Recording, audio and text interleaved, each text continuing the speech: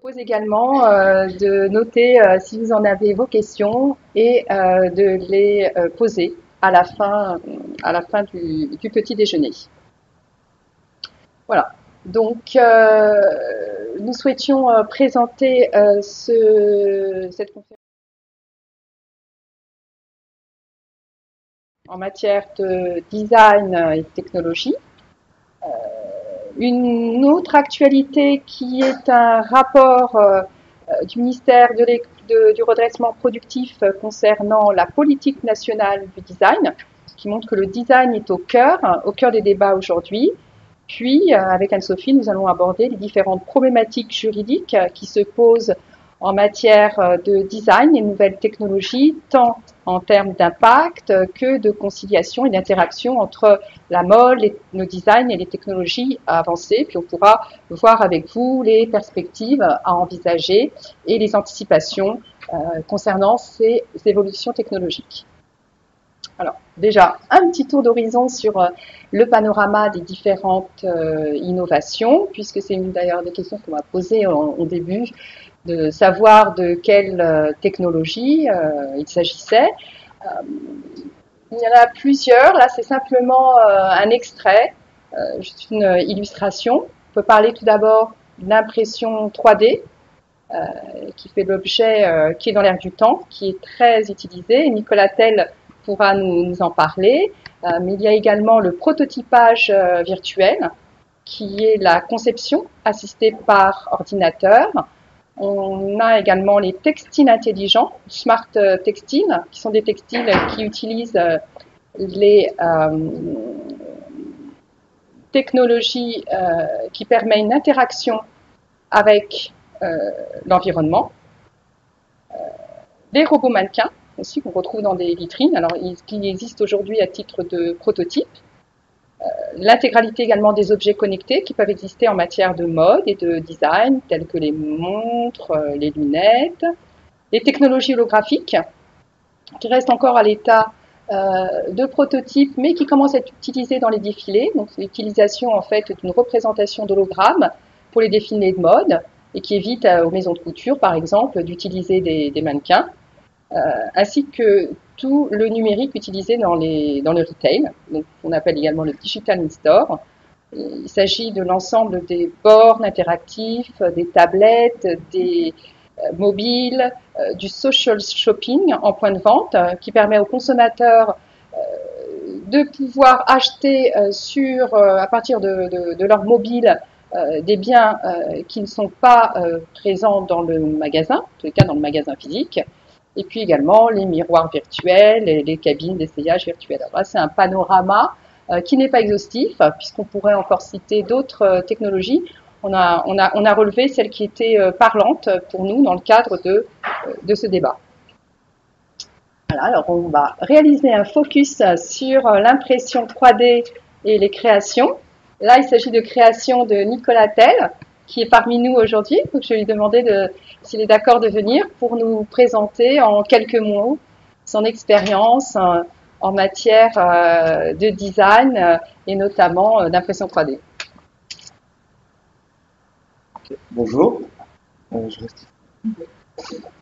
Merci de me recevoir aujourd'hui. Je vais vous faire un petit brief, comme m'a demandé Naïma gentiment, sur l'impression 3D, comment je l'utilise. Alors moi j'ai fait une formation d'ingénieur pendant 2 ans où j'ai appris la CAO, donc pour designer des automobiles, autant des pièces mécaniques, pour faire des moules, l'industrie et tout. Quand c'est sorti la technologie à grande échelle il y a 2 ans et demi, je me suis mis tout de suite, ce qui m'a permis de créer en fait des bases, des coques, des structures en petite série. Donc tous ces bracelets sont recouverts et recouvrent un plastique ABS donc qui a été imprimé par filament, par mes soins. Le design a été fait aussi par mes soins. Donc la plus grosse partie en fait c'est le design en amont de la pièce, à savoir l'épaisseur, sa résistance, l'évolution dans le temps, la température. Donc il y a plein de caractéristiques techniques qu'il faut prendre en compte pour utiliser l'impression 3D dans la mode. Faut pas que ce soit une pièce qui casse tout de suite, et je fais pas de la 3D décorative, c'est pas des bijoux en plastique. Moi je la recouvre, je m'en sers de structure pour remplacer l'aluminium ou du silicone ou ce qu'on trouve chez les grands fournisseurs qui vont eux imprimer sortir 5 ou 10 000 pièces 10 000 moules d'une forme pour les vendre à toutes les marques dans le monde. Donc tout le monde va se retrouver avec la même forme. Et tout le monde va faire la pochette exactement de la même façon. Alors qu'en impression 3D, je vais pouvoir très vite m'adapter, changer des épaisseurs, des dimensions, des détails, rajouter des poches, des vis, je sais pas, tout ce qui peut m'aider à rendre le produit plus résistant. Je travaille pas que l'impression 3D, je travaille à la base surtout le cuir, des matières très résistantes, structurées, épaisses, qui vont permettre à la pièce de vivre dans le temps, et l'impression 3D m'aider à retrouver un petit peu cette chose dans l'accessoire, parce que le plastique, il faut savoir qu'il revient, certains plastiques, à leur forme originale, donc c'est une mémoire, on va dire une mémoire de forme, qui permet d'écraser la pièce dans un sac, de s'asseoir dessus, elle s'adapte au poignet, si on a un peu plus gros, ça se déforme, tout ça s'adapte grâce à la 3D, mais c'est des épaisseurs. C'est vraiment la CAO qui définit le produit final. Il faut faire beaucoup d'essais, parce que l'impression 3D, c'est pas encore tout à fait au point. On parle de la petite impression 3D qu'on peut avoir chez soi. Donc là, il faut vraiment faire beaucoup d'essais, sortir beaucoup de prototypes, c'est de l'amélioration constante. Mais on améliore les techniques. Aujourd'hui, on peut imprimer en 3D de la cire directement pour aller donner au bijoutier, faire fondre de la cire pour faire un bijou. Donc ça, c'est un gain de temps incroyable. On économise surtout le coût des moules, en fait. Les moules qui, dans l'industrie, sont très chers. Je vous ai ramené une petite pièce.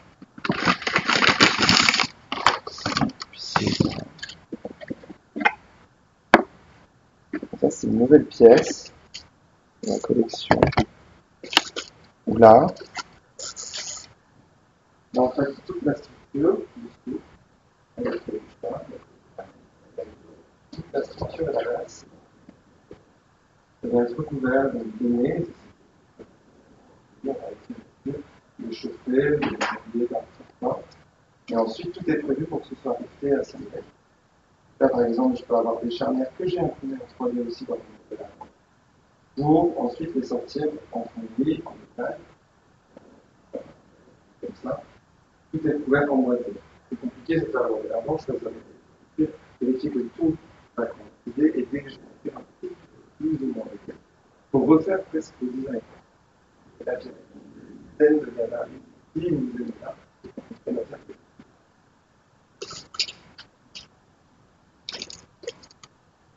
Est-ce que je peux rajouter quelque chose? Oui, bien sûr. Merci.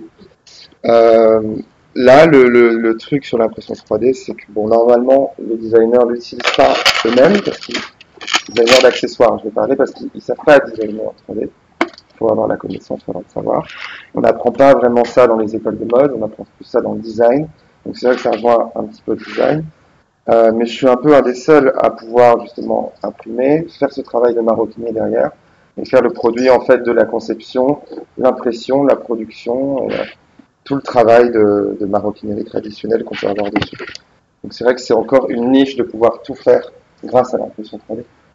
Normalement, c'est 2 ou 3 corps de métier qui vont intervenir sur un produit qui est fait en 3D de cette manière-là. Voilà. Vous avez des questions? À la fin. À la fin. Ok. Je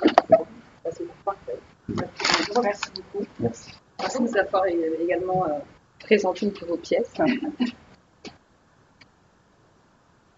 Donc, pour en revenir au design, parce que ce que je vous indiquais en début de conférence, je vous indiquais que le design était au cœur des débats aujourd'hui.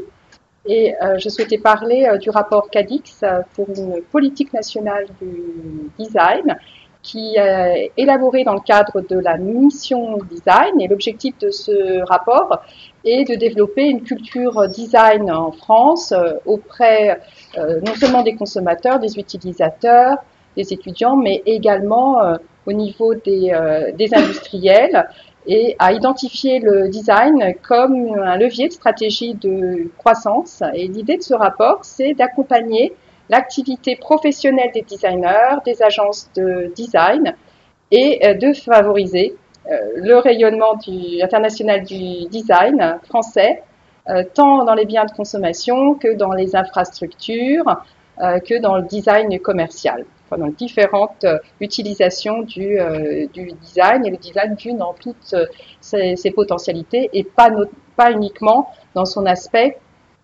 esthétique.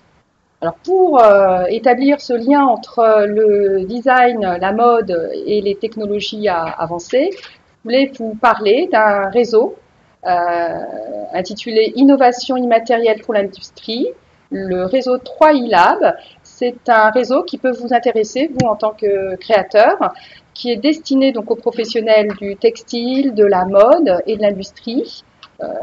Au sens large, enfin créative en tous les cas au sens large, et il permet d'accompagner les designers dans le cadre de la création de relations et d'un réseau pour favoriser les interactions entre le design, les nouvelles technologies et la mode.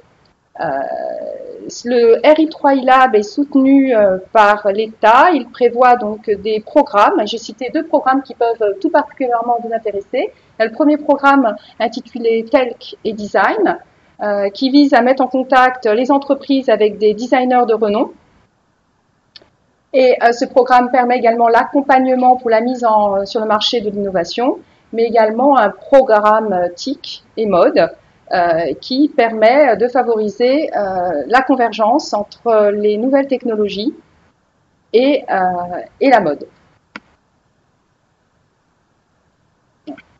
Donc pour en revenir aux aspects plus juridiques, les interactions entre les nouvelles technologies, la mode et le design posent un certain nombre de questions. Notamment comment appréhender sur un plan juridique ces interactions, quels sont les impacts, quelles sont les conséquences, comment déterminer la protection adaptée à ces nouvelles technologies, quel encadrement contractuel envisager, et également quels sont les impacts en matière de données personnelles. Et pour finir, nous allons aborder la question de la contrefaçon qui reste effectivement toujours un fléau qui frappe de plein fouet tout le domaine créatif, donc le domaine du design, de la mode et des industries créatives au sens large. Et Anne-Sophie Cantreau vous présentera les différentes lignes de défense possibles. Alors le plan que l'on vous propose ce matin est d'envisager dans une première partie la mise en place d'une protection appropriée. Ensuite, l'encadrement contractuel, donc quel type de contrat envisager, puis les données personnelles et enfin la défense. Voilà, je vais laisser Anne-Sophie Cantreau vous présenter les modes de protection. Alors, effectivement, la première question qui se pose lorsqu'on a créé quelque chose, une œuvre qui est à la fois design et à la fois technologique, c'est avec ces 2 interactions, ces 2 facteurs, comment mettre en place une protection efficace, puisque une protection appropriée, c'est ce qui va vous permettre en tant que créateur de pouvoir la défendre efficacement, l'exploiter tout d'abord sereinement, sans qu'un tiers la recopie librement et sans que vous puissiez agir contre ce tiers qui recopierait votre création. Alors, la première étape d'une protection appropriée, ça va être de mettre en place des dépôts. Et il va y avoir 2 sortes de dépôts qui sont possibles. Il y a des dépôts qui vont permettre de prouver que vous êtes bien le créateur de cette œuvre de design. Et puis, un deuxième type de dépôt est le dépôt qui va vous octroyer un droit exclusif d'exploitation sur cette œuvre de design. Et quand on est face à une œuvre de design qui intègre de la technologie avancée, on va avoir des droits exclusifs qui vont être envisagés notamment par le biais du brevet. Donc je vais vous exposer ces deux types de dépôts. Alors, la preuve de la création. Tout d'abord, il y a un certain nombre de créations, y compris des créations technologiques, qui ne peuvent pas faire l'objet de dépôts qui vous confèrent un droit exclusif d'exploitation, qui vous crée un droit exclusif d'exploitation. Le seul type de dépôt que vous allez pouvoir faire, ce sont des dépôts qui vont prouver que vous êtes bien le créateur de cette œuvre-là. On peut prendre des exemples, notamment avec l'impression 3D.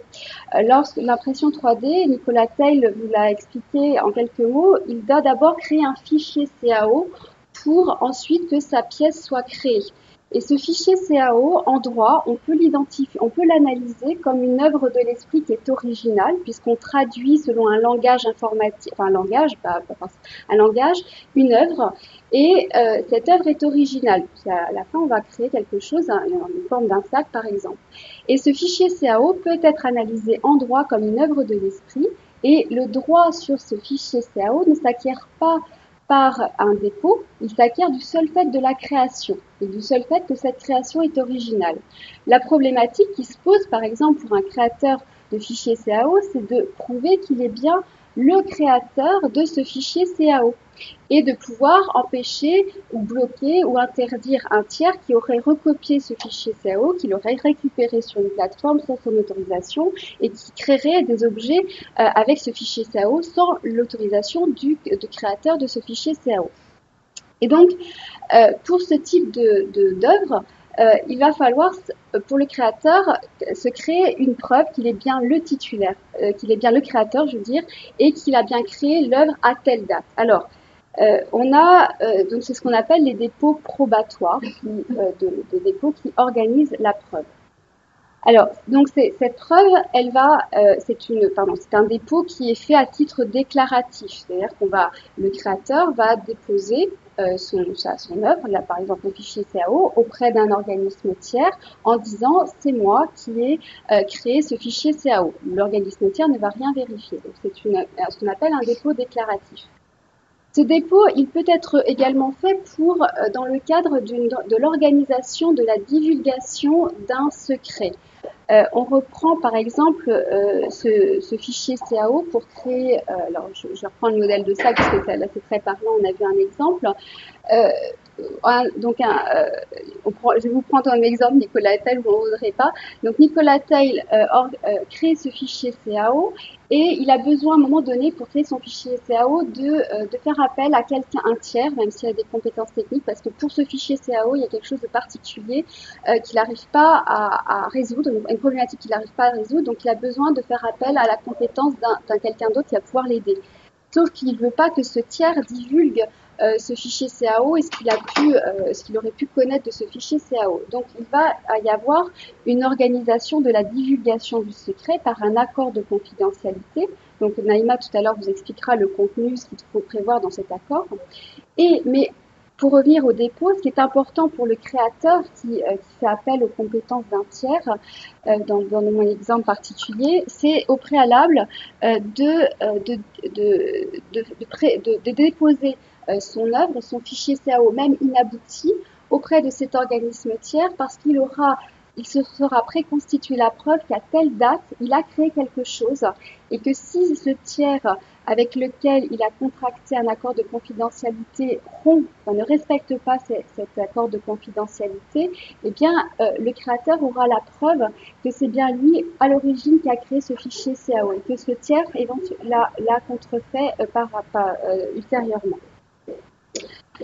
Et puis, à titre défensif, effectivement, un dépôt permet à un créateur de se défendre contre les tiers contrefacteurs. Alors là, il y avait une histoire de jurisprudence récente qui a eu lieu. C'était une société qui avait créé un motif de dentelle. Et elle avait créé ce motif de dentelle et elle avait bien fait un dépôt auprès d'un organisme tiers. Et c'est grâce à ce dépôt qu'elle a pu prouver devant un tribunal qu'elle était le créateur de ce motif de dentelle et qu'elle a pu agir en contrefaçon contre une société de création de vêtements qui avait repris ce motif de dentelle sans lui en avoir demandé l'autorisation. Donc voilà les raisons de ce dépôt. Alors, ce dépôt, auprès de qui? Alors, pourquoi aussi ce dépôt? Parce que je vous ai dit tout à l'heure, il y a un certain nombre de créations qui sont protégeables uniquement par le droit d'auteur. Et puis, il y a aussi le fait que une idée d'une création n'est pas protégeable en soi.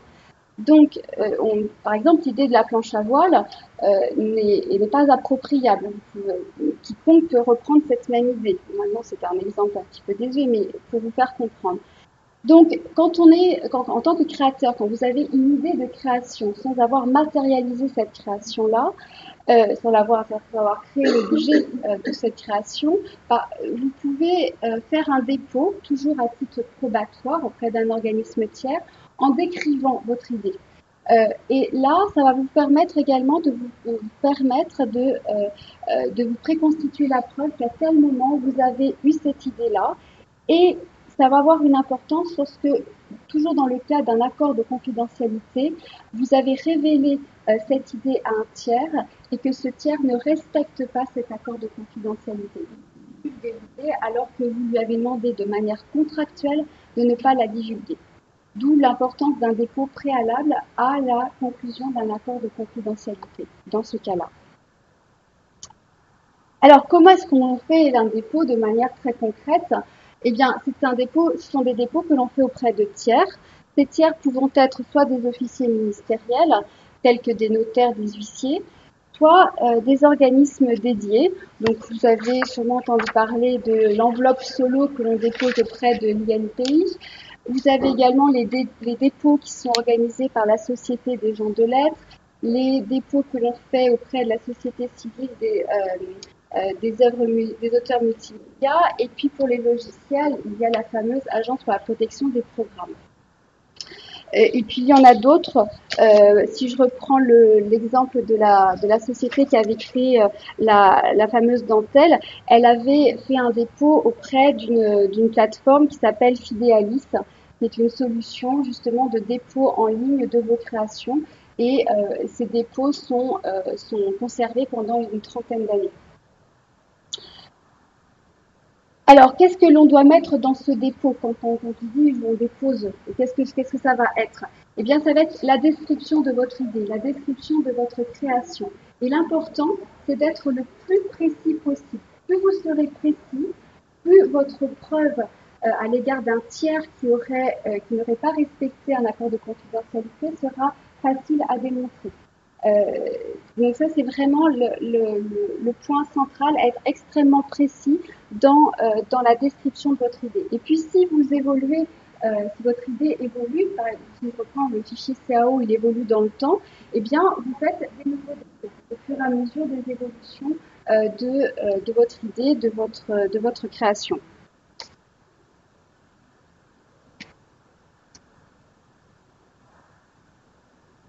Premier dépôt, donc, un dépôt à titre probatoire. Deuxième type de dépôt, ce sont les dépôts qui vont vous permettre d'acquérir des droits exclusifs d'exploitation. Alors, là, quand on est dans le cadre du design qui intègre une technologie, on va avoir trois types de dépôts. Le dépôt de votre design, de l'invention technique qui s'intègre à votre design à titre de brevet, par exemple. Vous avez de manière naturelle tout ce qui est design qui se dépose à titre de dessin et modèle. Le dessin et modèle ayant vocation à protéger l'apparence d'un produit ou l'apparence de partie de votre produit ou l'ornementation d'un produit. Et puis, il y a également le dépôt à titre de marque. La marque, ce n'est pas uniquement le nom d'une invention ou d'une création. C'est peut-être également une forme tridimensionnelle qui est déposée à titre de marque, pour lequel vous pouvez acquérir un droit exclusif à titre de marque. Si c'est un intérêt, je vous expliquerai pourquoi par rapport au dessin et modèle. Alors, le brevet.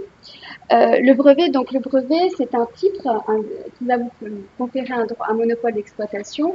Rapidement, comment est-ce que l'on peut acquérir un droit exclusif d'exploitation sur une invention? Eh bien, en vérifiant que votre invention, elle est nouvelle, elle remplit la condition d'activité inventive, elle est susceptible d'application industrielle. Alors, je vais faire de manière très succincte. Qu'est-ce que la nouveauté? Eh bien, votre invention, au moment où vous la déposez auprès de l'INPI, eh bien, elle ne doit pas être comprise dans l'état de la technique. L'état de la technique étant défini par le droit comme tout ce qui est rendu accessible au public avant le dépôt de votre demande de brevet. Et c'est rendu accessible, c'est peut-être une description écrite, mais également une description orale. Ça peut être également un usage ou tout autre moyen. Donc c'est tout ce qui est rendu accessible au public qui dans n'importe quel endroit du monde qui peut détruire la nouveauté de votre invention. Donc, la première condition pour que votre brevet soit valable, eh bien, il faut qu'il soit nouveau. La deuxième condition est qu'il respecte le fait d'être caractérisé par une activité inventive. Alors, qu'est-ce que ça veut dire? Ça veut dire que votre invention, pour l'homme de métier de votre activité, de votre activité, eh bien, l'invention ne découle pas de manière évidente de l'état de la technique. Donc, c'est le caractère d'évidence et le critère de référence, c'est l'homme de métier. Est-ce que dans votre secteur d'activité, l'homme de métier aurait eu l'idée de créer l'invention technique que vous avez? Et puis, la troisième condition, c'est que l'invention puisse être fabriquée ou utilisée dans tout type d'industrie, y compris l'agriculture. Vous, ça vous concerne sûrement moins. Alors, des exemples de brevets dans le domaine du design. Et bien là, on a un modèle de vêtements textiles qui a fait l'objet d'une demande de brevet qui est en cours d'examen.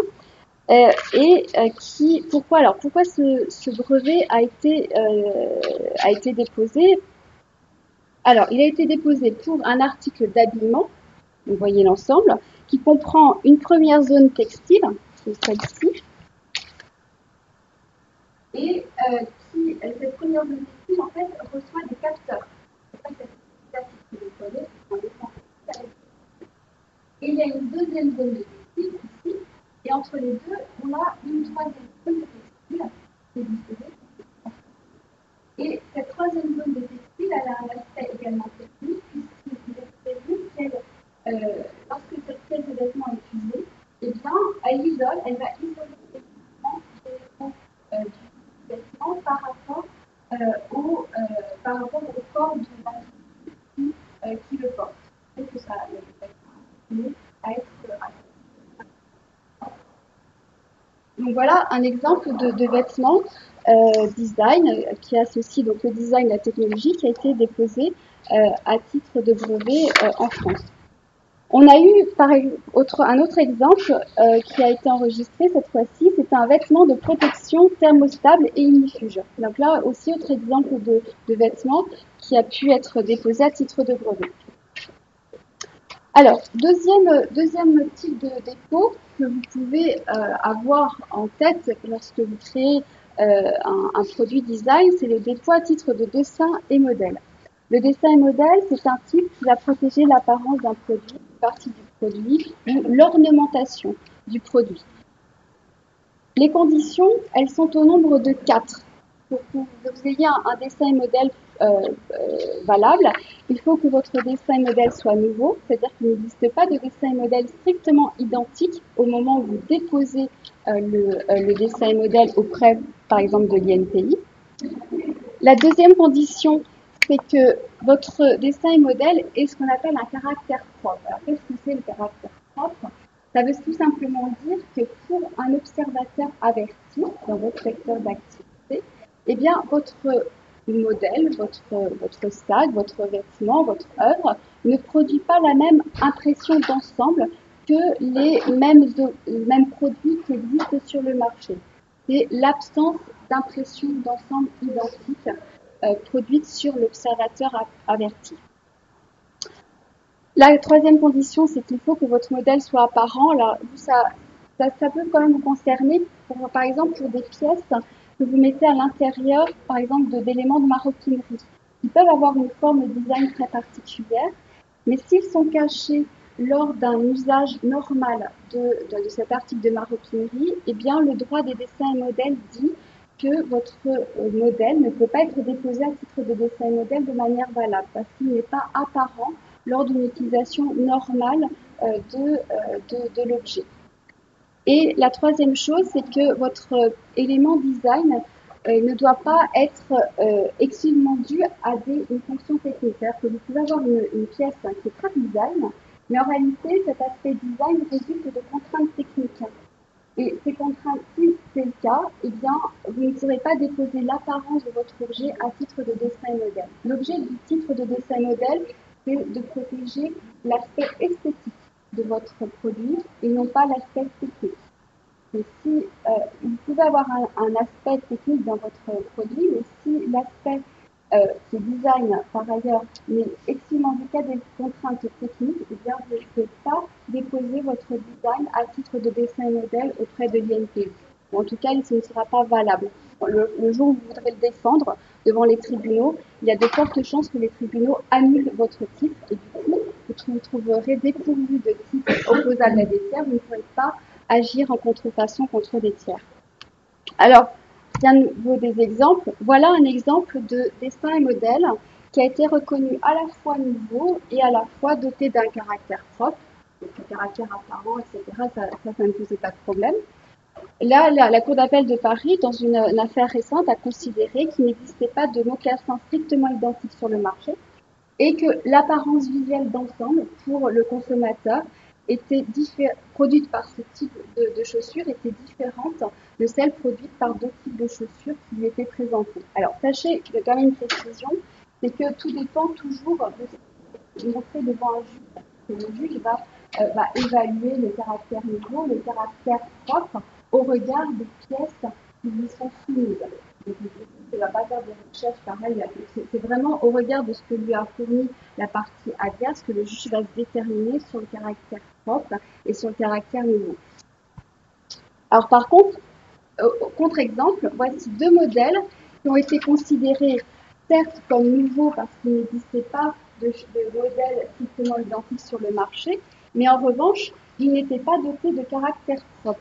Alors, pourquoi dans le premier exemple de la bague, c'est une bague avec des aspérités, pour les juges, au regard des pièces qui lui ont été soumises devant lui, il a considéré qu'il existait sur le marché des bagues qui produisaient l'impression d'ensemble qui était quand même très proche et que cette bague ne se démarquait pas de l'état de l'art existant, de sorte que les différences avec l'état de l'art existant n'étant pas suffisantes, eh bien, le dessin et modèle a été considéré comme non valable. Et puis pour le contenant de bonbons, là, le tribunal de grande instance de Paris a considéré que certes, il n'existait pas de contenant strictement identique sur le marché, mais que dans les liquides de souvenirs, il existait des contenants qui ressemblaient à cette forme de tour Eiffel et qu'il y avait un aspect qui n'était pas très différent de ce qui pouvait exister sur le marché. Donc, modèle non valable. Alors, ce qui est intéressant dans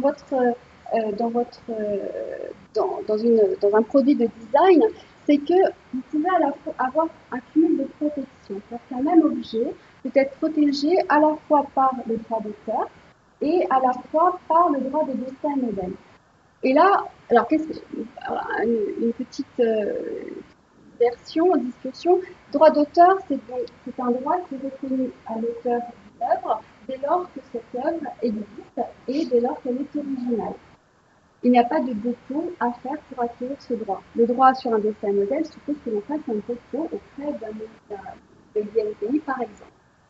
Là, en l'occurrence, on a donc un modèle de sac, qui était le sac Lady Dior, qui a été considéré comme à la fois protégeable par le droit d'auteur et à la fois par le droit des dessins et modèles. Alors, pour le droit d'auteur, le juge a considéré que il y avait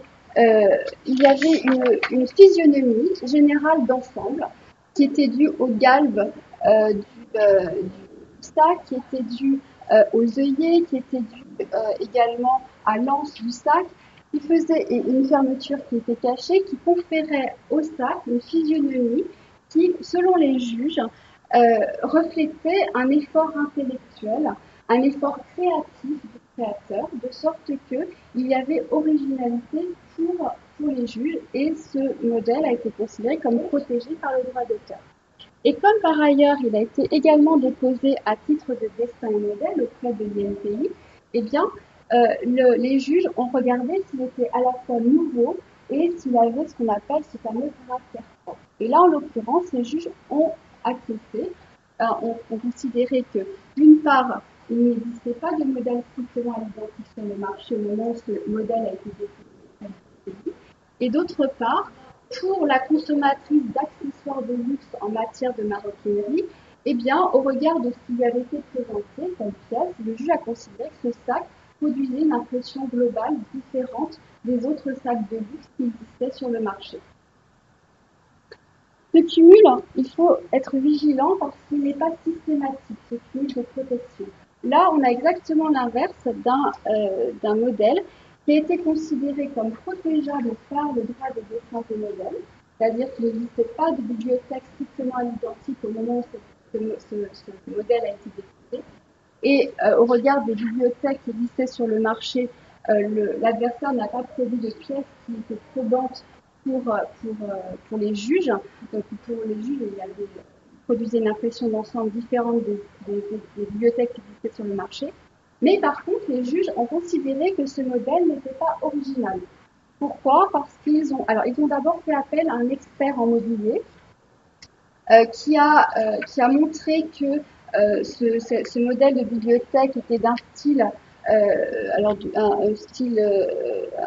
d'une époque particulière et qu'il reprenait ces éléments stylistiques de cette époque particulière, de sorte que l'assemblage de tous ces éléments n'était pas suffisamment original. Il y avait juste un assemblage d'éléments stylistiques qui créait une bibliothèque non originale pour les juges. Donc, la conclusion pour vous, de manière très concrète, lorsque vous avez une œuvre, c'est que ne pensez pas que votre œuvre est forcément originale au sens juridique et qu'elle est systématiquement protégée par le droit d'auteur. On voit que la protection par le droit d'auteur, le critère de l'originalité, est difficile à atteindre et qu'il vaut mieux, par sécurité, déposer également votre modèle à titre de dessin et modèle auprès de l'INPI. Ce qui vous permettra, en cas de contentieux, soit d'avoir une double protection, donc droit d'auteur et dessin des modèles, qui permettra d'avoir plus de dédommagement lorsqu'il y a pas contrefaçon, mais ce vous permettra, au cas où les juges considéraient que votre modèle n'est pas original, eh bien d'avoir au moins une protection par le droit des dessins des modèles, bien évidemment si vous remplissez les critères de nouveauté et de caractère propre. Troisième type de protection que vous pouvez envisager en tant que designer, c'est la protection par le droit des marques. Alors la marque, on l'envisage principalement en général comme le nom d'un produit, de biens de consommation, ou un logotype. Mais le droit des marques considère que tout signe peut être déposé à titre de marque dès lors qu'il est distinctif, etc., dans un certain nombre de conditions. Et donc le signe peut être une forme tridimensionnelle. Donc ça peut être intéressant pour vous, en tant que designer d'objets tridimensionnels, de déposer à titre de marque. Pourquoi? Alors pourquoi? Parce que contrairement au droit des dessins et des modèles, dont la protection dans le temps est limitée à 25 ans, la protection par le droit des marques est de 10 ans, mais on peut renouveler cette protection indéfiniment.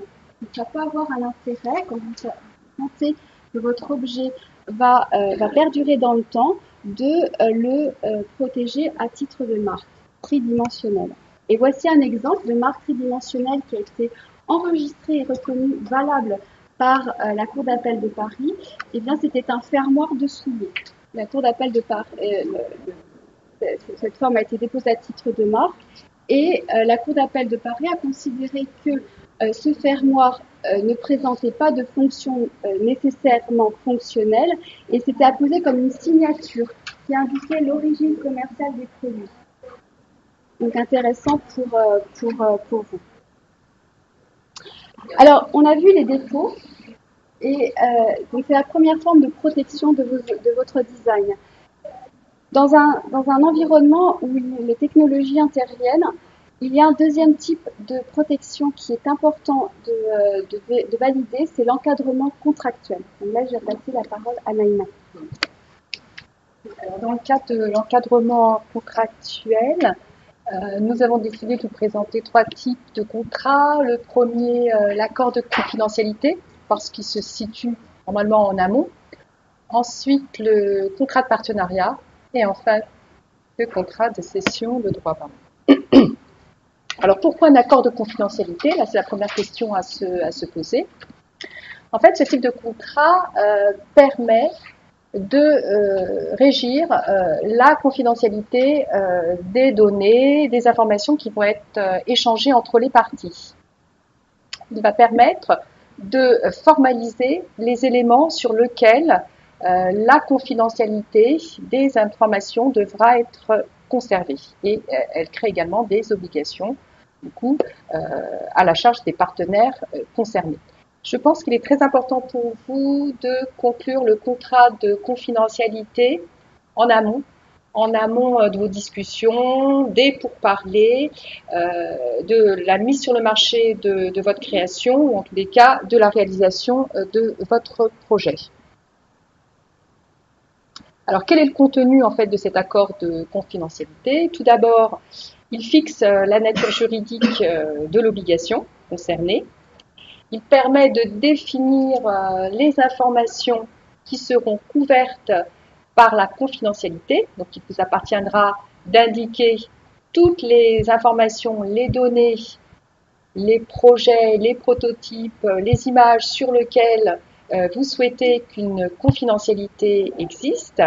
Ce contrat devra également inclure une délimitation, puisque toutes les informations ne pourront pas être nécessairement couvertes par la confidentialité. Il y a un certain nombre d'informations qui sont exclues du secret, puisqu'elles figurent dans le domaine public. Ce sont des informations qui appartiennent à tous et sur lesquelles on ne peut pas considérer qu'elles sont confidentielles.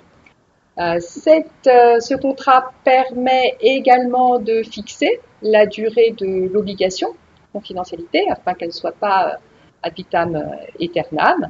Et sachant que sur la forme, vous avez la possibilité soit de prévoir un contrat unilatéral, c'est-à-dire qu'il ne comprendra des obligations que pour l'autre partie. Donc si vous êtes créateur, designer et que vous contactez un prospect ou un futur distributeur, mais que vous souhaitez conserver à ce stade la confidentialité de votre innovation, vous pouvez prévoir un contrat unilatéral, c'est-à-dire qu'il ne prévoira des obligations qu'à la charge de votre partenaire, mais il est possible, si vous êtes dans un contrat plus global, que votre partenaire exige également, si vous fournissez des informations, que vous conserviez la confidentialité des informations que vous allez recevoir. Et il s'agira là d'un contrat bilatéral. Vous pouvez également ajouter, précisé ici, une clause de non-concurrence dans votre contrat. Alors, les questions à se poser, c'est de savoir qui est concerné par ce contrat de confidentialité. Donc, je vous ai parlé des partenaires, donc effectivement, vous pouvez envisager des contrats avec des tiers, mais ce qu'on oublie des fois, c'est qu'en interne, si vous êtes dans une entreprise, le contrat de confidentialité peut présenter son intérêt, et dans ces cas-là, les populations qui sont concernées sont les stagiaires, bien sûr les salariés, les intérimaires, les personnels détachés. Ce sont en fait des personnes de votre organisme, de votre entreprise, qui seront à un moment donné au contact de votre innovation et pour lesquelles vous devez avoir à leur égard, prévoir en tous les cas à leur égard des obligations de confidentialité. Alors la source de ces obligations de confidentialité pourra être soit le règlement intérieur, que vous devez exercer en entreprise, soit le contrat de travail, qui peut prévoir une clause de confidentialité, soit, dans des organismes de taille plus importante, une charte de l'innovation, de la confidentialité, qui va prévoir en fait tout le processus de confidentialité à conserver au sein de l'organisme, ou tout simplement un contrat de confidentialité qui sera signé en plus des autres contrats. C'est important aussi en interne puisque cela permet d'identifier les personnes qui seront couvertes par cette obligation de confidentialité et de délimiter les personnes qui auront accès à l'innovation. Donc cet accord de confidentialité peut être envisagé donc en interne, mais également, bien sûr, avec les tiers, donc avec tous les partenaires ou partenaires potentiels, c'est-à-dire ceux avec lesquels vous allez commencer à discuter. Donc vous serez encore au stade des pourparlers, pour lequel il n'y aura pas encore de contrat de signé, mais vous allez commencer à parler de votre innovation. Donc, Nous vous invitons à avoir un contrat de confidentialité pour éviter qu'il y ait une divulgation et que cette divulgation soit effectuée par ce tiers. Et il peut s'agir également, si vous avez déjà avancé, vous, dans vos discussions, dans votre négociation, un contrat de confidentialité avec vos co-contractants. Et donc, pour vous, il s'agira soit de partenaires, soit de sous-traitants, soit d'investisseurs ou de distributeurs.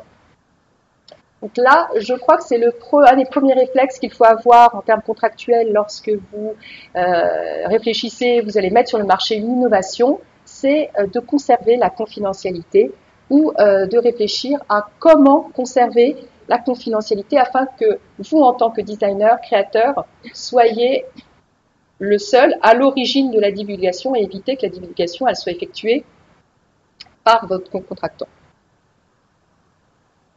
Alors, en plus de ces contrats de confidentialité, donc il y a un contrat qui se développe beaucoup maintenant, surtout en matière, dans le cadre donc du domaine des interactions entre le design et les technologies avancées, qui est le contrat de partenariat. En fait, c'est le contrat par lequel donc un créateur, des entreprises vont se rassembler, vont se mettre d'accord pour déterminer un certain nombre de règles dans le cadre de la mise en œuvre d'un projet.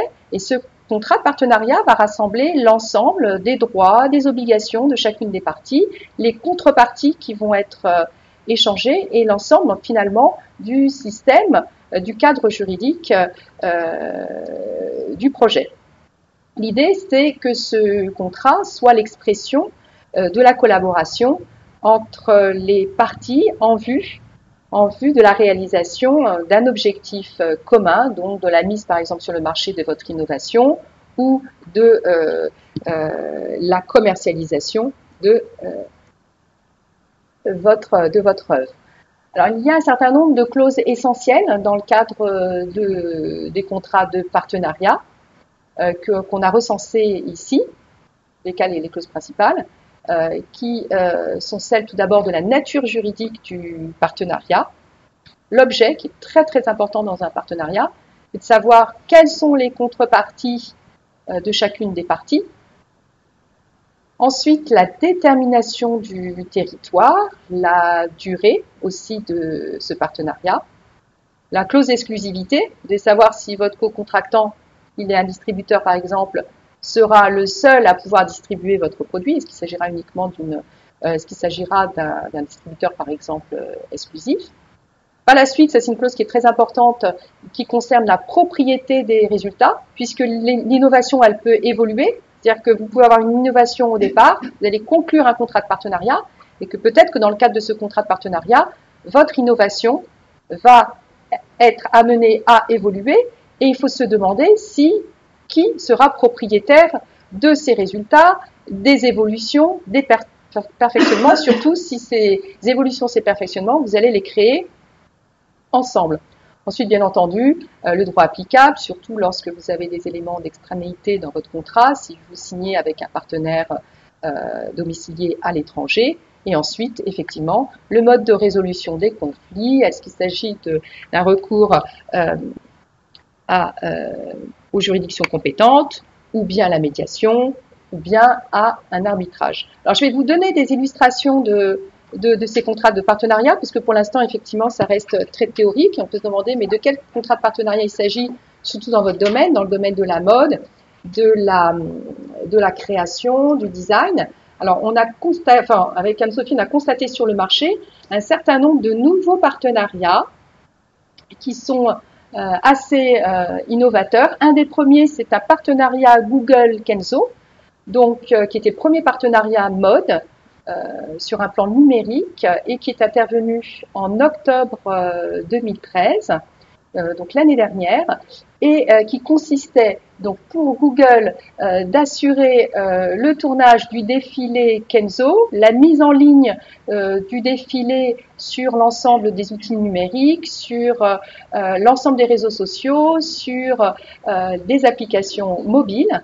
Et en retour, Kenzo avait créé une pochette spécifique pour les tablettes et les ordinateurs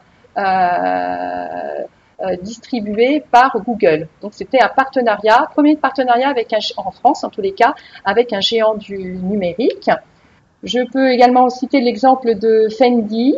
Donc c'était le dernier défilé de Fendi qui a fait appel à un drone pour filmer le défilé. Voilà, donc c'est ce drone-là d'ailleurs. Là, c'est un extrait de l'image du drone qui est utilisé dans le défilé Fendi et qui reposait sur un partenariat avec le fabricant de drones et donc une maison de couture.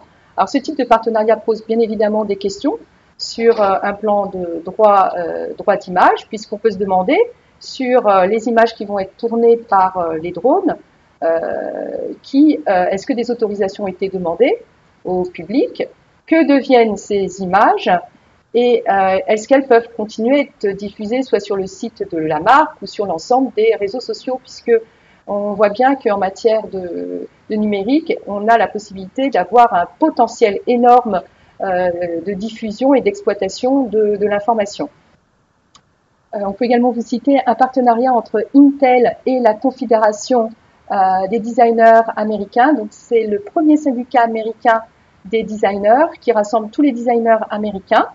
Et cette confédération, c'est la CFDA, a conclu en janvier dernier, janvier 2014, un partenariat avec Intel pour développer un partenariat numérique pour tous les designers faisant appel aux technologies numériques dans leur création. Donc l'idée de ce partenariat, c'est de prévoir un certain nombre de prix pour tous les designers américains faisant partie de ce syndicat, mais c'est le syndicat numéro 1 aux États-Unis des designers, et qui ferait appel aux technologies du numérique dans la réalisation de leurs œuvres. Et également, comme contrepartie d'Intel, la mise à disposition d'ordinateurs, d'outils numériques pour favoriser les créations de ces designers. Et pour finir, je vous cite l'enseigne Topshop, c'est une enseigne britannique qui, au dernier défilé à Fashion Week de Londres, a déployé tout ce qui était possible en matière de numérique pour pouvoir posséder dans le cadre du défilé de mode, c'est-à-dire que le défilé était donc bien sûr donc diffusé sur tous les réseaux sociaux possibles de la marque. Il était également diffusé sur les tablettes mobiles, sur les applications mobiles. Le tournage était réalisé de façon à ce que les utilisateurs aient l'impression d'être au premier rang du défilé. Et la marque Topshop avait créé également un certain nombre de jeux et d'opérations promotionnelles sur l'ensemble des réseaux sociaux de la marque. Et elle avait également créé des écrans plasma qui diffusaient en live les défilés dans chacun des magasins en temps réel. Et elle donnait également la possibilité aux internautes de voter et de choisir, de sélectionner les meilleures robes ou les meilleures créations lorsque le défilé avait lieu. Et certaines enseignes, j'ai appris qu'elles donnaient la possibilité aux internautes de pouvoir commander en ligne immédiatement la robe faisant l'objet qui était présenté en défilé. Donc ça accélère encore plus le système de commercialisation, puisqu'il y a la possibilité, pour certaines, les marques donnent la possibilité de commercialiser immédiatement la robe, par exemple, la création, lors du défilé. Et ces outils numériques permettent également à la marque d'avoir un retour immédiat sur le succès d'une création. C'est-à-dire qu'elle demande aux internautes de voter et elles apprennent en quelques minutes, quelques secondes, quelle création est finalement la plus populaire ou sera peut-être la plus vendue. Et elles ont la possibilité, après elles, de réagir et d'utiliser en fait ces résultats dans le cadre de programmes CRM. Donc on voit qu'il y a une grande interactivité entre les outils numériques et toute l'activité artistique. Et il est vrai que, ça a été constaté d'ailleurs par la Commission européenne, que les créateurs, que le domaine de la création, le domaine de la mode est très pionnier en matière d'utilisation des outils numériques, puisque c'est un nouveau terrain d'expression et terrain de réalisation. J'avais lu d'ailleurs un article où on parlait du numérique comme une nouvelle matière de mode. Alors, donc, il y a également, donc on vous a exposé l'accord de confidentialité, ensuite le contrat de partenariat. Il y a également un troisième contrat qu'il faut bien avoir aussi à l'esprit, qui relève un peu des contrats classiques de la propriété intellectuelle, et qui est le contrat de cession de droits d'auteur, mais c'est un contrat qui est fondamental pour vous, designers et créateurs, et ce contrat prévoit la cession des droits d'auteur. Alors, ce contrat est soumis à un régime qui est assez strict, qui est prévu par l'article L131.3 du Code de la propriété intellectuelle, qui prévoit l'existence d'un écrit, et pas uniquement de l'écrit. Il faut que cet écrit mentionne un certain nombre d'informations, c'est-à-dire l'ensemble des droits qui sont cédés, la durée, la destination des droits, le lieu et l'étendue des droits. Et c'est la définition de tous ces éléments qui va permettre pour vous de définir la cession de vos droits d'auteur. Il faut savoir que ce contrat doit à peine de nullité être rédigé par écrit.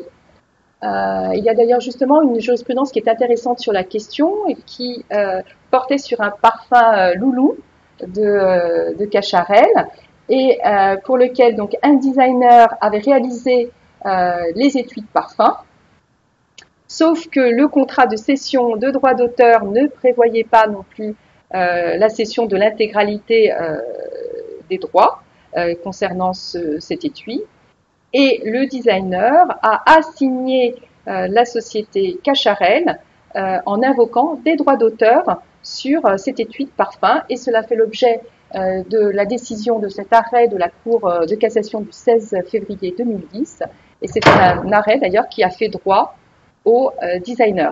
Donc il est très important pour vous de bien avoir à l'esprit que ce type de clause doit être rédigé de façon précise, et en tous les cas, dans le cadre d'un contrat de commande par exemple, figurer par écrit et figurer de façon détaillée, puisque s'il n'y a pas d'écrit, on considère qu'il n'y a pas, en droit français, il n'y a pas de cession.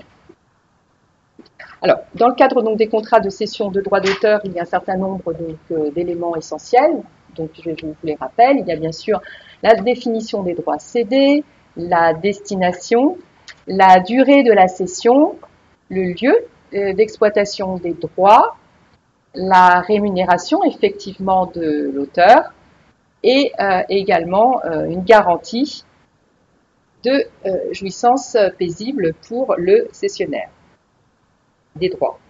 Alors la question peut se poser de l'application de ce contrat de cession de droits d'auteur dans le cadre d'une création qui serait réalisée avec des outils numériques. Alors je souhaitais vous présenter un site qui permet de créer et de choisir, de sélectionner son sac, un sac sur mesure. Alors c'est un site de maroquinerie qui est un site B2C et qui permet à tout utilisateur, tout consommateur, d'avoir la possibilité de choisir un modèle de sac. Donc là, vous le faites toujours en ligne à ce stade. Vous choisissez un modèle, donc des pochettes, un cabas, des sacs, différents types de sacs.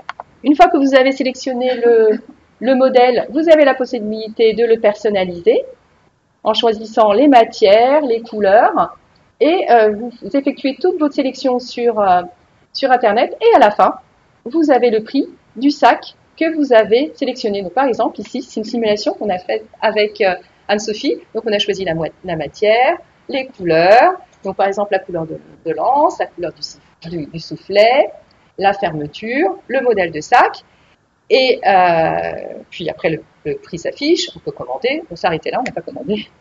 Mais la question juridique qui se pose est de savoir qui est finalement propriétaire, qui est auteur de ce sac. Est-ce qu'il s'agit finalement de la société qui édite le site et qui met à disposition un certain nombre d'éléments, ou bien est-ce le consommateur qui finalement a choisi et a créé ce sac, puisque ces sacs-là, pour l'instant, n'existe pas. C'est vraiment un choix qui a été effectué parmi donc toute une panoplie de références, enfin de couleurs, de tissus possibles. C'est un choix donc d'Anne-Sophie et moi. Donc la question à se poser maintenant est de savoir si il y a création de propriété ou pas. Donc il est très important donc pour ce type, pour les éditeurs, enfin, si vous aviez l'idée de créer des sites comparables, de régler cette question des cessions de droits d'auteur dans les conditions générales du site, car cette question doit être traitée. Il faut savoir finalement si vous conservez la propriété des droits d'auteur sur toute création qui peut être réalisée, ou bien si finalement l'utilisateur, c'est une vraie problématique, hein, si l'utilisateur peut considérer que ce sac-là, puisqu'il n'existait pas avant, il est, enfin Anne-Sophie et moi, on a peut-être des droits d'auteur sur ce sac qui n'existe pas à ce stade dans le commerce. Donc, je voulais vous donner une illustration finalement des questions de droits d'auteur, mais appliquées à l'utilisation à des outils aujourd'hui, des outils numériques. Alors, en troisième partie, nous souhaitions également aborder cette question des données personnelles. Donc, en termes d'impact, et ensuite vous rappeler les grands principes informatiques et liberté, les formalités, et puis également les pouvoirs de la CNIL. Alors là, à ce stade, on pourrait se demander, mais pourquoi on nous parle de données personnelles? Quel est le rapport finalement avec les différentes technologies qui nous ont été présentées en début d'exposé dans le cadre du panorama? Alors, on va vous donner une illustration. Voilà, donc c'est un site qui permet de commercialiser des costumes sur mesure. Sur ce site, vous avez donc l'adresse, une adresse de magasin, vous vous rendez dans ce magasin et vous avez un body scanner. C'est-à-dire que c'est un appareil qui permet, par un certain nombre de rayons, de prendre, et d'outils de mesure, ça s'appelle un scanner, de prendre l'ensemble de vos mesures. Donc, vous rentrez dans la cabine, et là, dans ce système, vous avez 200 mesures de votre corps qui sont récupérées. Alors, ça peut vous sembler beaucoup, mais 200 mesures pour un body scanner, c'est pas énorme. Et sauf que ces données vont être collectées par ce magasin, puis vous pouvez choisir votre costume, vous allez le payer, vous allez peut-être payer également par carte bleue. Donc au final, le magasin aura l'ensemble de vos données physiologiques, finalement, mesure de données personnelles, et également l'ensemble de vos données commerciales, si vous payez par carte bleue. Et la question est à se poser de savoir, mais que deviennent ces données, puisque ce sont des données qui vous appartiennent, en tous les cas, toutes celles qui concernent votre corps, ce sont des données personnelles, et quel usage en fait, et jusqu'où le magasin peut les utiliser. Je fais également une autre démonstration. Alors là, c'est un producteur, hein, c'est pas un magasin, c'est le fabricant de cette cabine d'essayage. C'est une cabine qui permet vous de rentrer, enfin un consommateur de rentrer dans la cabine, et cette cabine, pareil, prend des mesures. Donc c'est un outil, c'est encore un body scan de mesure 3D et qui permet de déterminer l'ensemble de vos mesures. Et cette cabine vous permet également de bénéficier d'outils de création qui seront réalisés sur mesure. Je crois qu'elle s'accompagne également d'un miroir virtuel, c'est-à-dire la possibilité pour vous, pour le consommateur en tous les cas, de se voir avec un vêtement qu'il aura choisi de façon numérique afin d'éviter au consommateur d'avoir à se dévêtir et de perdre du temps finalement dans le cadre donc de l'essayage. Alors là aussi, l'impact en termes de données personnelles est immédiat, puisqu'on peut se demander si les utilisateurs de cette, enfin, quand je dis utilisateurs, c'est les distributeurs de ce type de cabines qui mettront ces cabines donc dans leurs points de vente, quelle utilisation vont-ils faire des données personnelles qui seront connectées. Alors les données personnelles, effectivement, elles sont réglementées en droit français. Si vous collectez des données personnelles, vous devez respecter un certain nombre d'obligations. La première qui est un traitement loyal et licite, puisque finalement vous ne pouvez pas collecter n'importe comment et n'importe quelle donnée. licite, elle suppose donc le consentement de la personne qui va donner ces données personnelles. Donc, quand on dit des données personnelles, ce sont des données qui permettent d'identifier donc un individu. Il faut que la finalité de l'utilisation de ces données soit déterminée, explicite et légitime. Et si vous êtes un commerçant et que vous collectez ces données personnelles, vous devez mettre à jour ces données afin de pouvoir, dans le cadre de votre fichier, conserver que des données exactes. Ensuite, il faut que les données soient adéquates, c'est-à-dire que si vous commercialisez des vêtements, vous ne pouvez collecter que des données qui sont en lien avec la commercialisation de vos vêtements ou d'articles de décoration ou de design, et pas des données qui n'auraient rien à voir avec l'activité que vous exercez. Vous devez également les conserver de façon limitée. Il n'y a pas une conservation ad vitam aeternam des données. Il faut que la durée de conservation des données elle soit proportionnée à l'utilisation. Et puis également, si vous collectez ces données, vous devez assurer leur sécurité en interne et la confidentialité. Et puis également informer les personnes qu'elles font l'objet de collecte de données. En fait, vos clients, les consommateurs, doivent être informés qu'un fichier est créé. Ils doivent avoir un droit d'accès à ces données. Ils doivent pouvoir s'opposer à la collecte de ces données et ils ont également le droit de pouvoir rectifier, de demander une correction des données qui ont été collectées sur eux. Je pense que toutes ces mentions, vous avez déjà dû les voir, parce qu'on est tous consommateurs, finalement. C'est la mention qu'on appelle la mention CNIL, et dans lequel on indique que vous avez un droit d'accès, de rectification, de suppression, d'opposition sur les données qui ont été collectées. Il faut savoir que dans certains cas, il y a une dispense, que l'obligation en termes de formalité concerne la déclaration, c'est-à-dire que si vous êtes un commerçant qui collecte des données, vous avez une obligation de déclaration à la CNIL. Il y a deux types de procédures d'ailleurs, procédure soit simplifiée, soit une procédure de déclaration normale. Tout dépend du fichier que vous collectez. Si c'est par exemple un fichier de prospect et du client, il s'agit de la norme 48, la norme simplifiée 48. Et la déclaration peut s'effectuer en ligne en quelques minutes sur le site de la CNIL. Et vous devez toujours veiller à effectuer une exploitation normale de ces données. Les cas de dispense existent lorsque vous avez un CIL au sein de un correspondant informatique et liberté au sein de votre organisme.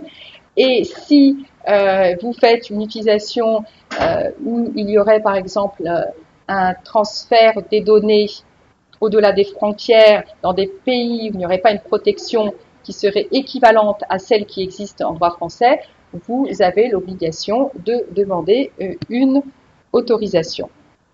Dans ce cas-là, mais également lorsque vous utilisez des traitements faisant l'objet de collecte de données spécifiques. Il faut savoir que la CNIL a des pouvoirs de contrôle et de sanction. Tout d'abord, elle peut procéder à un audit, elle peut procéder à un contrôle dans votre organisme et vérifier l'ensemble des fichiers que vous avez créés, vérifier leur licéité, enfin leur existence, leur licéité et leur déclaration notamment. Vous avez l'obligation de procéder, excusez-moi,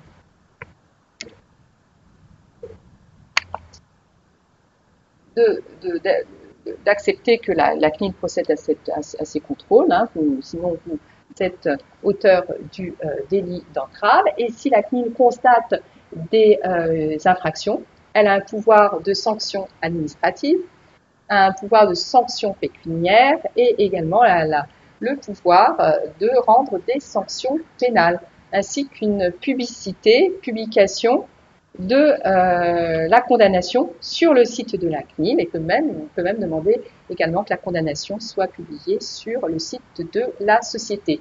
Alors il faut savoir que les pouvoirs de la CNIL ont été, ce sont les pouvoirs de coopération de la CNIL et de la DGCCRF ont été accrues donc par la loi Hamon du 17 mars 2014, puisque sur cette question, les pouvoirs de la DGCCRF ont été renforcés. Voilà, donc c'était un tour d'horizon sur l'essentiel des données personnelles en matière numérique appliquée au design et à la mode. Donc, nous allons finir par cette dernière partie qui concerne la défense de vos créations. Alors, effectivement, bien protéger ses créations, c'est aussi bien les défendre. Alors ici, on ne va pas vous faire un cours, une présentation exhaustive de tous les moyens de défense, de toutes les voies d'action devant les tribunaux. Il s'agit simplement de vous exposer quelques principes que vous ayez en tête pour que vous ayez des réflexes le jour où vous souhaitez défendre vos créations de design. Alors, là, une bonne défense, c'est tout d'abord la mise en place d'une veille. La veille, si vous avez déposé des brevets, des dessins, des modèles ou des marques pour protéger vos œuvres, il est préconisé de mettre en place des surveillances sur les dépôts de brevets, de marques, de dessins et modèles effectués par des tiers. Puisque ça va vous permettre d'identifier ce que les tiers déposent, et si ces tiers déposent des œuvres, des brevets, des dessins et modèles, des marques qui sont très proches des vôtres, et bien de pouvoir vous opposer à l'enregistrement de ces brevets, de ces marques, ou obtenir la nullité très rapidement de ces brevets, de ces dessins et modèles et de ces marques. À titre d'exemple, en matière d'enregistrement de marques, il existe ce qu'on appelle la procédure d'opposition, parce que quand vous déposez une marque, vous pensez tout à l'heure à la marque de Fermoir, il y avait également une autre marque que je voulais vous citer, c'était la marque qui a été déposée récemment par Apple, c'est l'aménagement d'un magasin. Donc l'aménagement d'un magasin a été déposé à titre de marque. Voilà deux exemples de marques qui peuvent vous intéresser. Donc vous déposez ce type de marque et vous surveillez ce que font les tiers. Et il s'avère qu'un tiers dépose une marque qui est très proche de la vôtre. Eh bien, vous pouvez agir directement devant l'INPI durant une phase qui est de 2 mois, comptée de la publication du dépôt de la marque, pour vous opposer à l'enregistrement de la marque. Donc c'est une procédure qui est très intéressante puisque vous n'êtes pas obligé d'aller devant les tribunaux. C'est une procédure qui est très rapide, qui est beaucoup moins coûteuse, d'où l'intérêt, par exemple, de mettre en place une telle surveillance. La veille, c'est également, si vous avez une activité à l'international, c'est une veille que vous pouvez mettre en place auprès des douanes. Alors, les douanes ont un pouvoir d'intervention directe du fait de leur attribution. Les douanes peuvent prendre l'initiative elles-mêmes d'arrêter des produits à la frontière. Et dans ces cas-là, elles peuvent avertir le titulaire d'un droit pour lui signaler que des produits contrefaisants vont entrer sur le territoire. Et là, dans ces cas-là, le titulaire d'un droit pour assigner éventuellement dans la tribune, il va prendre connaissance des articles, etc. Il y a une procédure qui se met en place. Mais vous pouvez vous-même mettre en place ce qu'on appelle une intervention, c'est-à-dire que vous envoyez auprès des douanes françaises la description de votre modèle, la description de votre marque, et vous décrivez exactement de manière très précise en quoi consiste votre création, et les douanes vont avoir une vigilance plus particulière sur vos créations et vont également pouvoir vous avertir lorsqu'elles ont repéré des produits qui, a priori, pourraient être contrefaisants de vos propres œuvres de création. Et puis, la troisième type de veille, eh bien, c'est la veille commerciale, parce que vous regardez ce qui se passe dans votre secteur d'activité pour voir si des tiers ne seraient pas contrefacteurs. Alors, le deuxième réflexe à avoir lorsque vous voulez défendre ces œuvres, c'est de se constituer la preuve qu'il y a bien une contrefaçon. Alors, sachez qu'en matière d'action contrefaçon, la preuve est libre, vous apportez la preuve que l'œuvre d'un tiers contrefait votre propre œuvre par n'importe quel moyen licite. Simplement, parmi les moyens de preuve, il y en a deux qui sont à privilégier parce que plus efficaces. Le premier, c'est le constat d'huissier. En fait, c'est un huissier, vous lui faites constater soit l'achat d'un produit contrefaisant dans un magasin, selon un certain processus que l'huissier connaît et sait qu'il doit respecter, ou alors vous faites constater sur Internet, parce que puis actuellement beaucoup de constats se font sur Internet. Si vous faites un constat sur Internet, vigilance à avoir, faites appel à un huissier qui est habitué à faire de tels constats. Pourquoi? Parce que les constats sur Internet doivent obéir à un certain nombre de contraintes. L'huissier doit notamment, pour faire simple, doit faire en sorte que le matériel qu'il utilise d'abord soit dans son étude et qu'il soit complètement neutre. Donc il doit vider sa mémoire cache, il doit vider les prises, etc., etc. Et seuls des huissiers formés à cela vont pouvoir vous faire un constat valable, parce que si devant les tribunaux vous prévalez d'un constat qui est fait par un huissier qui n'a pas l'habitude de faire des constats sur Internet, il y a de fortes chances pour que votre adversaire demande la nullité du constat, puisqu'il n'a pas été fait dans des conditions qui assurent la neutralité du constat. Et puis donc, deuxième moyen de preuve efficace, c'est ce qu'on appelle la saisie contrefaçon. Alors la saisie contrefaçon, eh bien c'est un moyen qui d'abord doit être ordonné, autorisé par le président du tribunal de grande instance du lieu où a lieu la contrefaçon, et qui va permettre, donc ce président va rendre une décision en vertu de laquelle un huissier va pouvoir se déplacer soit dans un magasin, soit dans un lieu de fabrication où il y a des objets contrefaisants ou que vous considérez comme contrefaisants. Et cet huissier va pouvoir faire deux choses, l'une ou l'autre, selon ce que le président du tribunal de grande instance lui aura autorisé dans sa décision. L'huissier est tenu par ce que lui autorise le président du tribunal de grande instance, il ne peut rien faire de plus. Soit il va décrire ce qu'il voit, un objet, par exemple, soit il va saisir de manière réelle des échantillons, des objets ou tout document, notamment comptable, qui se rapporterait à la vente des objets contrefaisants. Comme c'est une mesure, comme vous voyez bien, un concurrent peut tout à fait avoir accès à des documents comptables, donc avoir accès au secret d'affaires. C'est la raison pour laquelle, en général, les décisions qui autorisent des saisies contrefaçon sont extrêmement prudentes sur le type de documents commerciaux, financiers qui peuvent être saisis. Et puis, troisième réflexe à avoir en tête lorsque vous envisagez d'agir en contrefaçon, ce sont les types d'actions que vous pouvez envisager. Deux grands types d'actions, les actions civiles et les actions pénales. Alors, actions civiles, ça veut dire que vous agissez devant les tribunaux civils avec l'objectif principal d'obtenir un dédommagement du fait de la contrefaçon. La vente de produits contrefaits vous a porté un préjudice commercial, un manque à gagner, et bien vous voulez obtenir un dédommagement financier. Donc là, dans ces cas-là, allez plutôt devant les juridictions civiles. Devant les juridictions civiles, vous pourrez obtenir également d'autres types de condamnations, telles que l'interdiction de la vente, la suppression des stocks, etc., etc. Mais l'objectif principal, c'est d'obtenir un dédommagement, puis la cessation évidemment des faits. Alors, où est-ce que vous pouvez agir? En matière de contrefaçon, sachez que vous ne pouvez agir que devant certains tribunaux, qui sont, alors pour les actions contrefaçon en matière de marque, de dessin et modèle et de droit d'auteur, il y a 9 tribunaux de grande instance qui sont expressément désignés par un décret. Vous ne pouvez pas agir devant d'autres tribunaux de grande instance.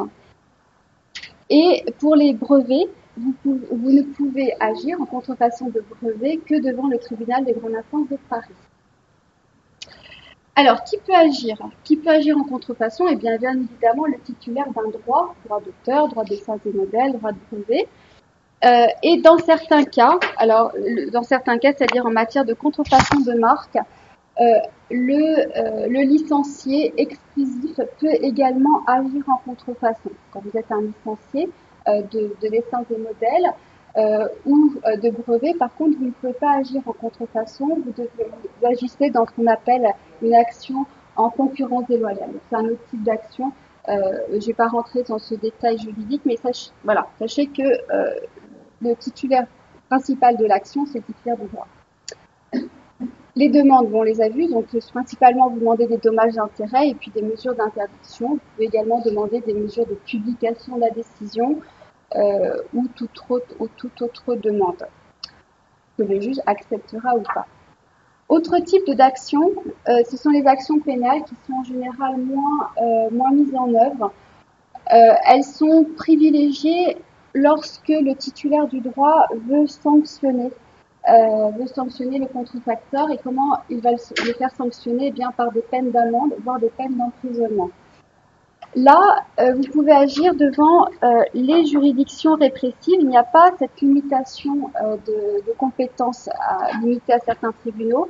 Ce sont tous les tribunaux correctionnels sont compétents, et lorsque vous avez un fait de contrefaçon, vous devez agir devant le tribunal correctionnel du lieu du fait dommageable. C'est là le fait de contrefaçon s'est dérivé. C'est devant ce tribunal correctionnel que vous agissez, qui agit le titulaire du droit. Et là, ce que vous pouvez demander, eh bien, ce sont les peines qui sont prévues expressément par les textes de loi. Donc, il y a toujours des peines d'amende, toujours des peines éventuellement d'emprisonnement. Il peut y avoir également des sanctions, notamment en matière de contrefaçon de dessins et modèles. On peut prévoir également des peines d'inéligibilité du contrefacteur à des fonctions, par exemple, de juge au tribunal de commerce. Où il peut y avoir également des sanctions de dissolution de la société. Mais ce sont toujours des sanctions qui doivent être prévues par les textes. Voilà les trois grands réflexes à avoir lorsque vous voulez défendre votre design. Et pour terminer ce petit déjeuner, 5 conseils. D'abord, anticiper. Donc anticiper par des dépôts, par des contrats.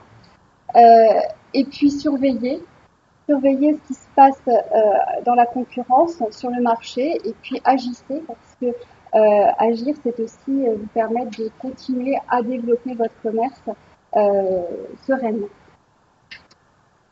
Nous avons terminé ce petit déjeuner. Maintenant, place à vos questions, si vous en avez, vos observations. Avec Naïma, on se fait à vos dispositions.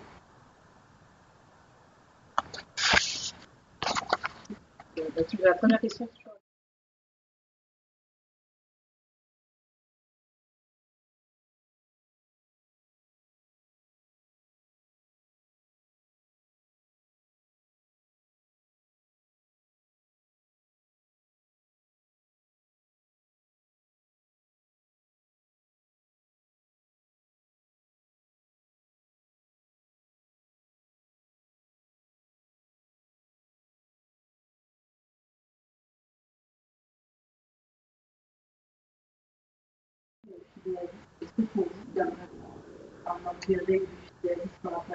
Idéaliste, je pense que idéaliste, alors c'est la durée en fait, parce que l'enveloppe solo c'est valable 5 ans, prorogé.